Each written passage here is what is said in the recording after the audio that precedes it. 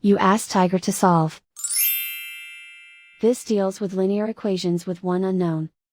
The final result is x equals -5. Let's solve it step by step.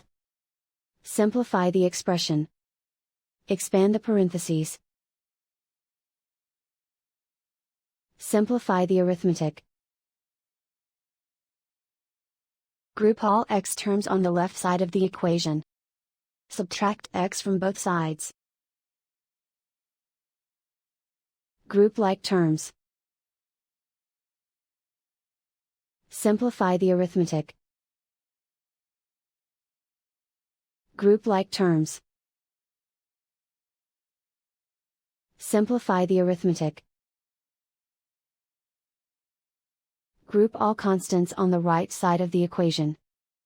Subtract 1 from both sides. Simplify the arithmetic.